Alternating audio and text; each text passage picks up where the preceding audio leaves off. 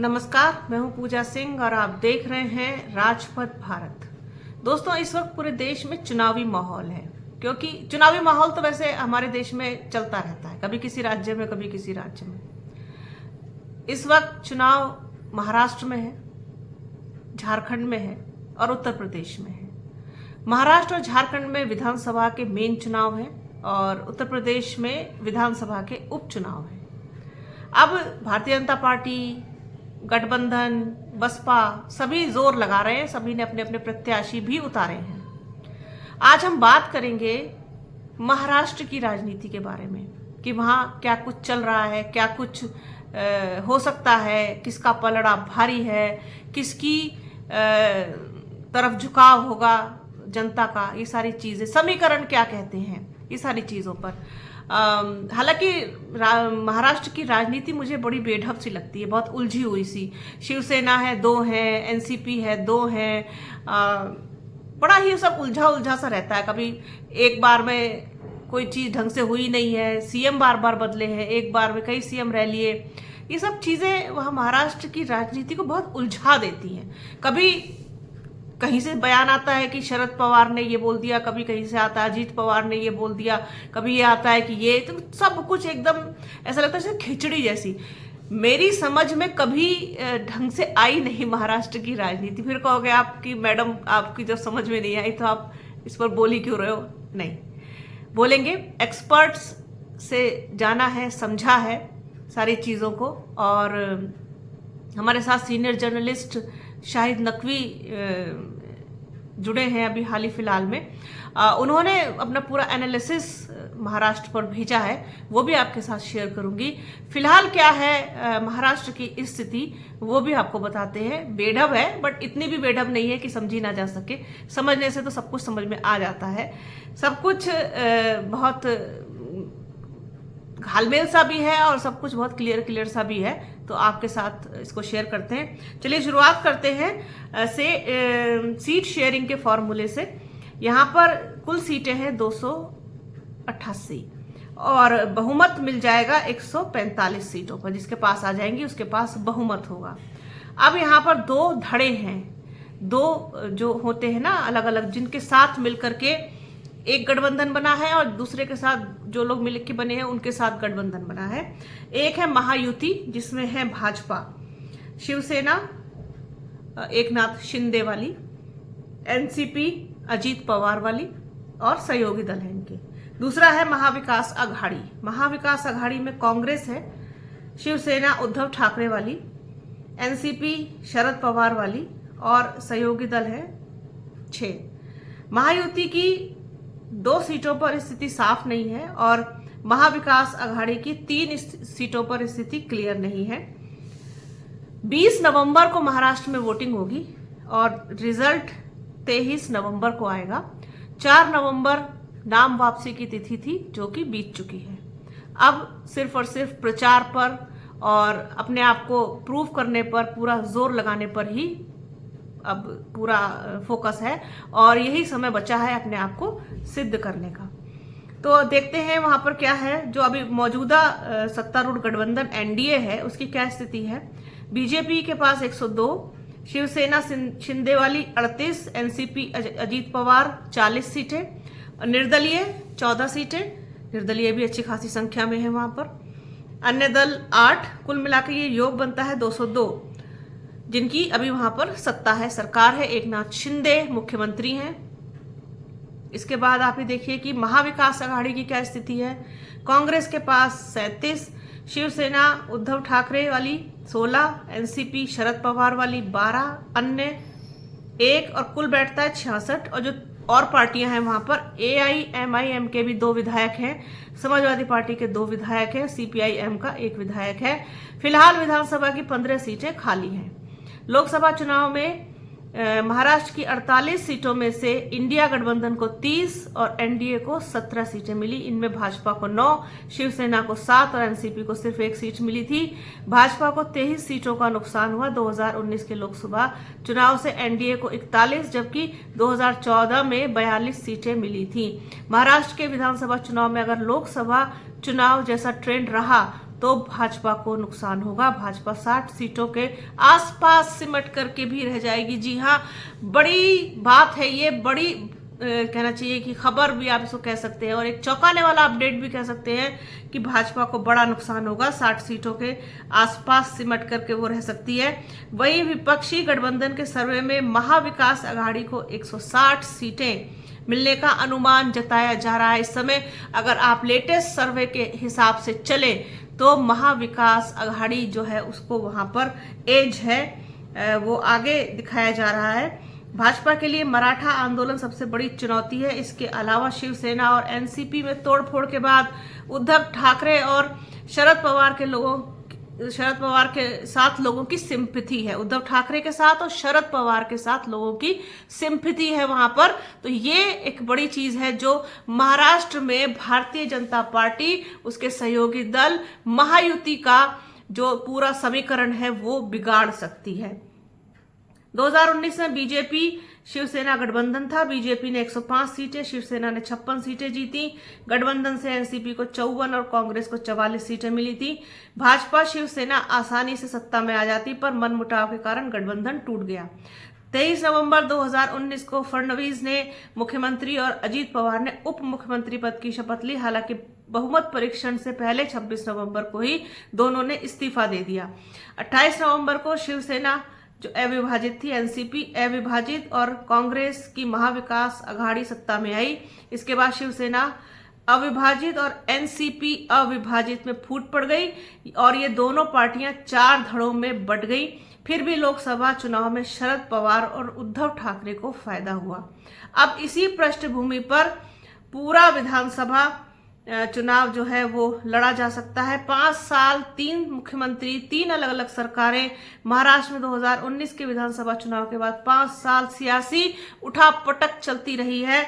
जैसे मैंने आपको शुरू में बताया, बड़ी बेढप सी राजनीति, कभी कुछ बदल जाता, कभी कुछ बदल जाता।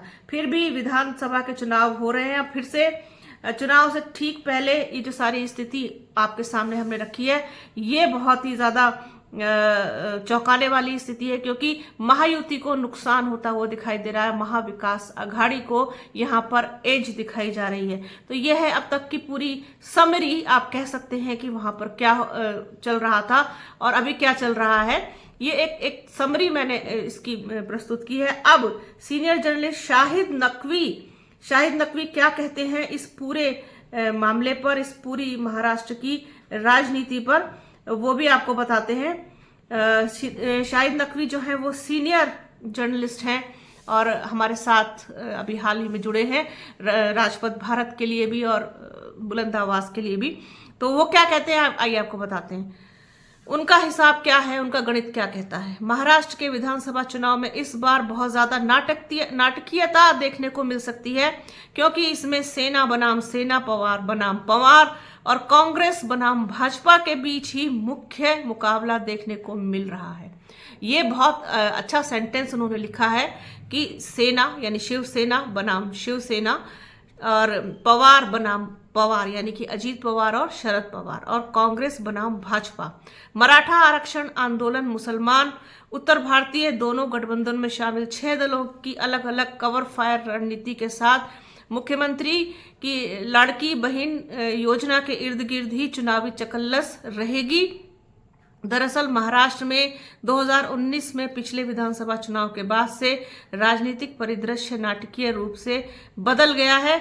अप्रत्याशित उथल पुथल भी हुई है, जिसमें विभाजन और सत्ता परिवर्तन केंद्र में है।